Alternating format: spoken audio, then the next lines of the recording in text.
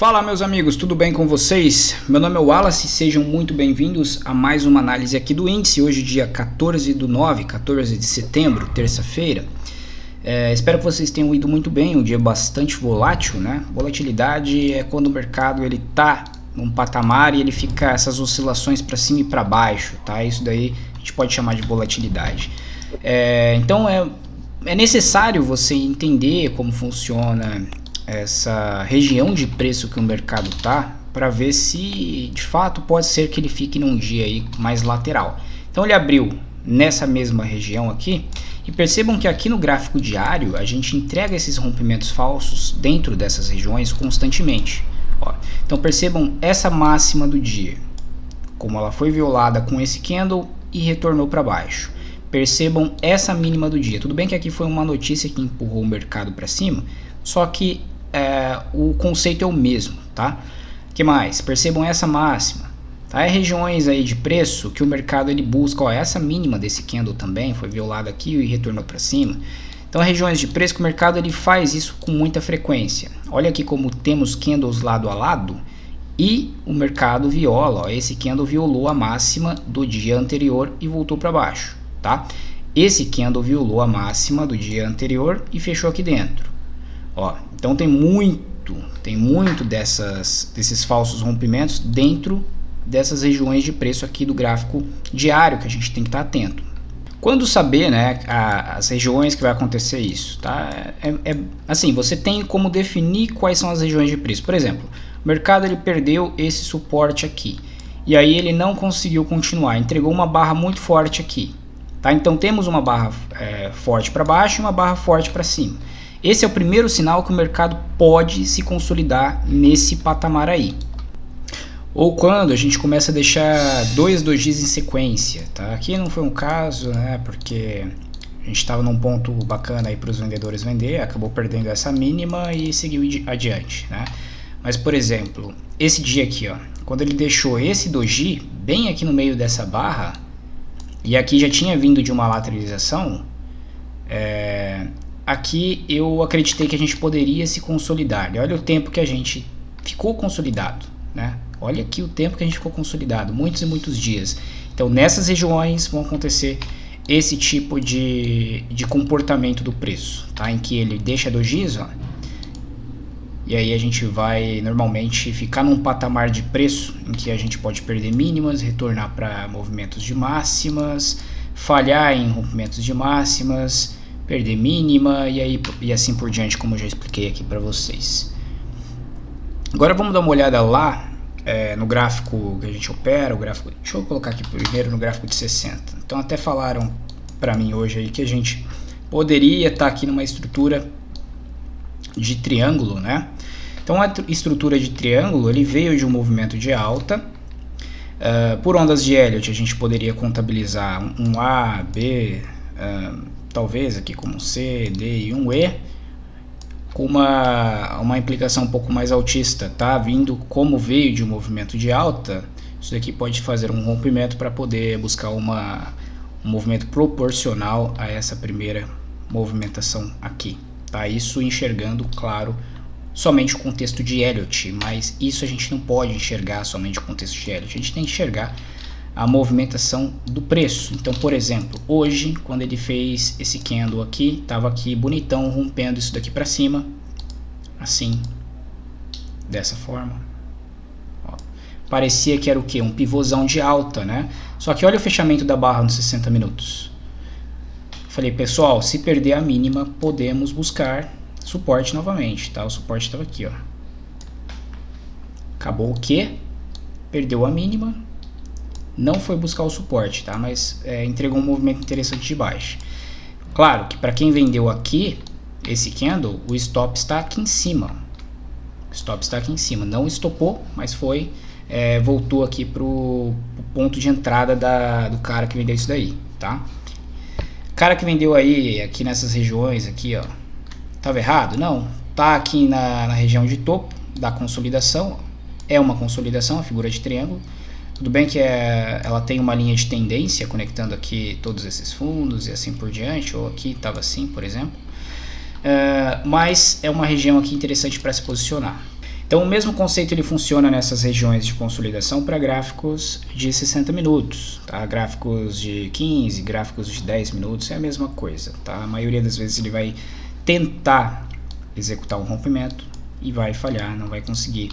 E aí é onde você consegue se aproveitar dessas movimentações aí.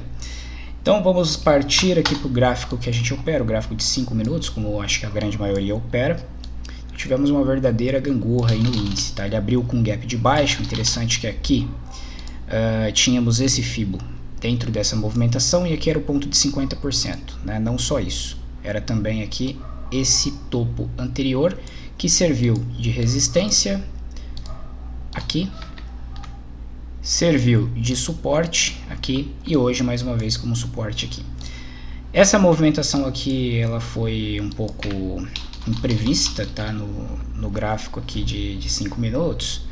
Ele formou aqui um pivôzinho, um triângulo, né, na verdade, e rompeu, tá? Rompeu, fez um pivôzinho de alta e foi para cima, tá? Aqui foi fator notícia, mas às vezes tem gente que se posiciona aí no rompimento, tá entendendo a região que ele tá e assim por diante, tá? Não seria errado pensar em se posicionar aqui, tá? Tanto é que deu certo. Projetaria o que? Essa movimentação aqui para cima. O primeiro alvo seria nessa região aqui de máxima do dia anterior, e segundo alvo lá na região da máxima desse dia aqui, ó. Tá? Acabou não indo. Eu não participei dessa movimentação, tá? Esperei o mercado acalmar um pouco, confirmar a movimentação da notícia, mas para quem queria se posicionar, por exemplo, no fechamento da barra elefante, poderia, tá? Só que aí o stop estaria aqui embaixo, o stop técnico estaria aqui embaixo. E o alvo disso daí é a projeção dessa barra aqui para cima, tá? A projeção dessa barra aqui para cima. Então é um trade de 1 para 1. Lembrando que uma barra elefante como esta, ela tem, quando, né, não está no final de um movimento, ela tem cerca de 80% de probabilidade de continuidade, né? Então procurem aí no gráfico, quando não é final de movimento, ela tem 80% de probabilidade de continuidade, tá? Deixa eu dar uma olhada aqui para ver se a gente vê. Ó. Essa daqui, por exemplo, é uma barra elefante. Ó. Então ela passou... Essa daqui está no final do movimento, tá vendo a diferença? Final de uma tendência. Essa daqui não. Ela corrigiu bastante, voltou para um patamar de correção e teve uma barra forte. Pode ser chamada de barra elefante em comparação às últimas barras. Então tem uma possibilidade de continuidade, uma ampla possibilidade de continuidade. A gente poderia traçar o alvo dela como a proporção dela, tá? Então aqui tem uma primeira realização e depois um 61,8 lá na média de 200 períodos. E aqui hoje foi a mesma coisa, tá? Foi a mesma coisa, acabou buscando aí o alvo da proporção da barra lá em 100%. Essa era uma das formas de projetar. Então um pouco de confluência de Fibonacci. Essa era uma forma de projetar. A proporção desse movimento era outra forma, lá no 61,8. E tinha visto outra confluência aqui, ó. Essa movimentaçãozinha aqui para cima, lá em 100%. Então o Fibo funcionando aí, mesmo o pessoal falar, lá fora tá caindo, notícias e assim por diante. Tá? Era uma região aqui de armadilha. Vender aqui de cara, depois que ele retornou para esse ponto aqui. Eu não gosto muito desse tipo de entrada aqui pelos 5 minutos, talvez pelo 10 seria mais interessante, mas como ele estava com viés muito comprador, vender aqui de cara, ó, você pode tomar aí um teste novamente na máxima e vir estopar. Vir estopar ou até romper. Então é melhor o que? Esperar uma movimentação, ó, uma correção em canalzinho amplo dentro das barras. Se a gente coloca lá no gráfico de 2 minutos, a gente vai ver um canalzinho amplo, bem certinho assim. Ó. E aí, falha em romper o canalzinho para cima.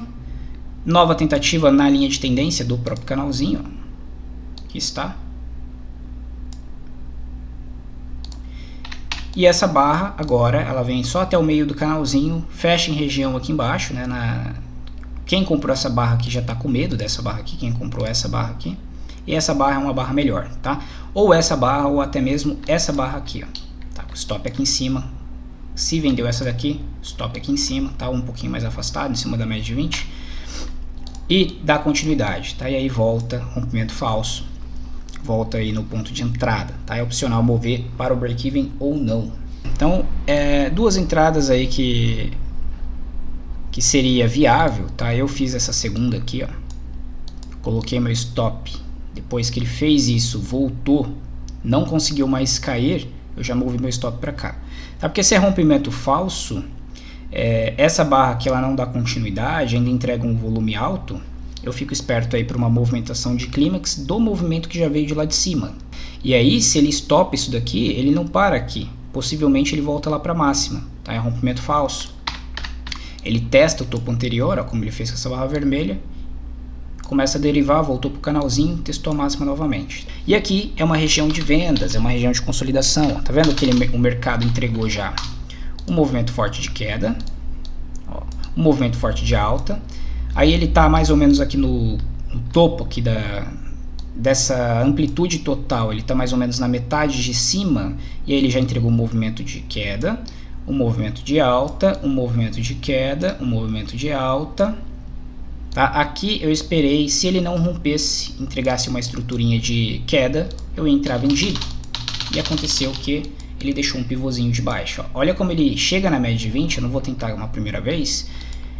Como aqui deu certo a primeira, eu também não gosto de primeiras entradas, tá? Eu prefiro o mercado testar, tentar subir de novo, deixa aqui um padrão, um topo duplo, alguma coisa do gênero, para pensar em operações de vendas, tá? Para pensar em operações de vendas. Então aqui sim, ele já deixou um topinho mais baixo que o topo anterior, lá no 60 eu estou numa região de resistência, e aí sim eu tenho uma entrada de venda, o stop mais barato aqui em cima, tá? Ou um pouco mais conservador lá, nessa máxima, coloquei nessa máxima aqui mesmo, e aí ele veio.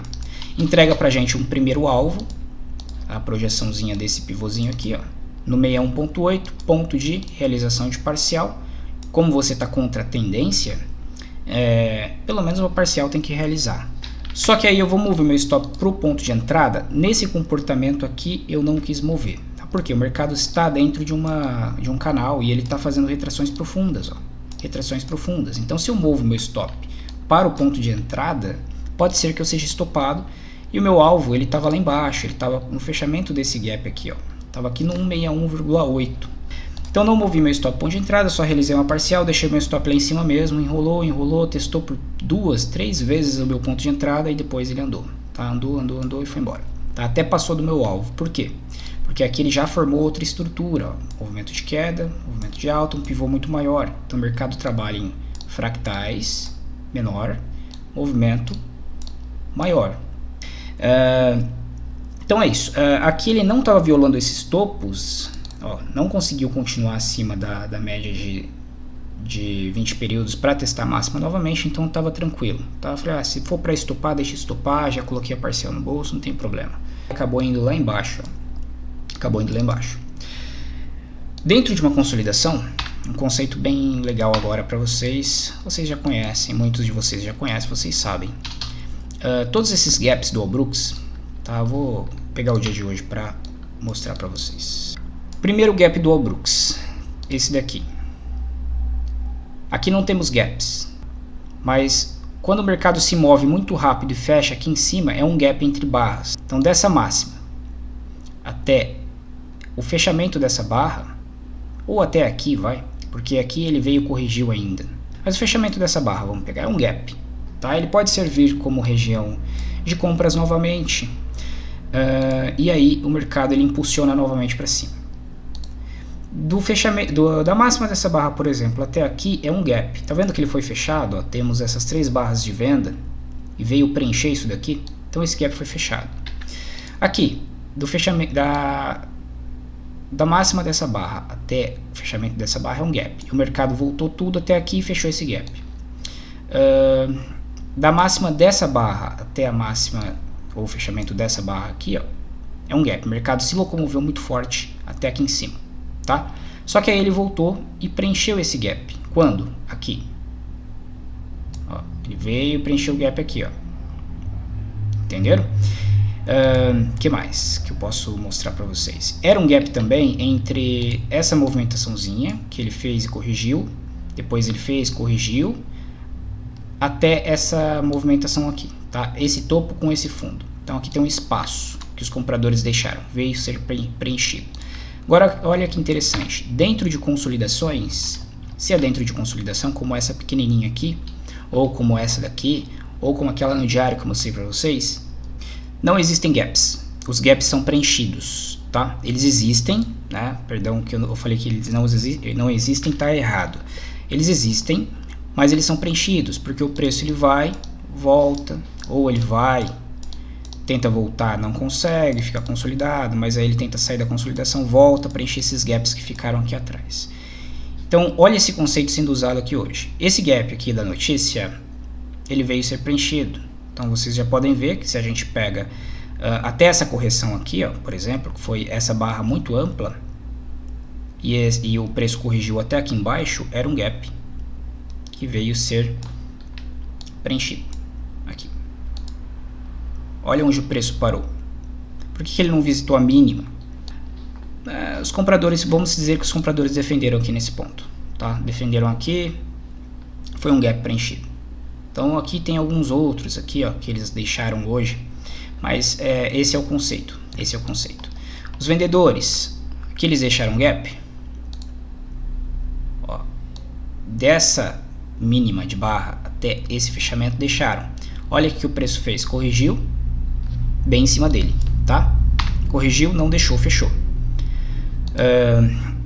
Aqui até esse fechamento, olha onde foi as máximas desses candles, desses pavios, bem em cima desse gap. Que mais? Aqui, isso daí vocês têm que treinar os olhos de vocês, tá? Mas vocês vão vendo que faz sentido, né? Aqui, por exemplo, ó, dessa mínima até o fechamento aqui, compradores fecharam. Aqui, dessa mínima até o fechamento dessa barra muito forte aqui que perdeu. Olha onde o mercado veio fechar hoje. Aí. O mercado veio fechar aqui. Olha onde serviu de resistência. Entenderam? Então pontos institucionais vão defender, pontos que o mercado acelerou, preços que eles vão defender e assim por diante. Dentro de consolidações, todos os gaps são preenchidos. Tem gaps entre médias móveis também. Um gap, por exemplo, entre médias móveis. Deixa eu pegar aqui para vocês. Deixa eu ver um interessante aqui. Por exemplo, o preço ele perdeu a média aqui e a média está ascendente. Tá? Então, entre esse fechamento, essa mínima, tem esse gap entre a média. Ele foi lá buscar. Tá? Só cuidado com esses conceitos, porque não é assim toda hora que vocês vão pegar esses trades. Porque conforme você vai estudando o método do Wall, vocês vão ficando cada vez, vão enxergando mais entradas. E aí que está o perigo, acaba entrando em overtrade. Vocês têm que selecionar entradas e pontos específicos do gráfico que você quer se posicionar. Então, por exemplo, eu quis me posicionar aqui um pouco mais caro, só que tinha uma continuidade de barras. Poderia ter comprado um pouco antes aqui, mas eu quis me posicionar aqui. Falei, eu vou comprar um pouco mais caro, vai ter uma continuidade aqui de barras. Por mais que estava perto da máxima, mas ainda tinha um alvo para completar aqui em cima. Um teste, pelo menos para tentar romper a máxima desse dia aqui. Então cuidado para não ficar caindo em overtrading, tá? Overtrading é uma coisa que a mente humana ela não está preparada para fazer. Você vai acabar se cansando, você vai acabar ficando exausto muito rápido, né? Pegando qualquer movimento, certo? Então é isso. Então, por que ele não respeitou, né? Olha só esse Fibo também, que interessante aqui, né? Para você pegar esse Fibo não, essa linha de tendência, para você pegar o pivô maior. Por que ele não respeitou esse pivô menor? Então, o mercado formulou outra estrutura e aí vai com ele, ó. Essa projeção, a partir do momento que ele perdeu aqui com confirmação, se manteve abaixo 100%. Tá? Acabou não indo lá não respeitando muito 61, foi lá preencher aquele gap. Então, unindo esses argumentos com níveis de Fibo, vocês têm alvos muito interessantes para vocês trabalharem, beleza? Então é isso. Espero que vocês tenham gostado dessa análise. Um grande abraço a todos, bons estudos e até a próxima.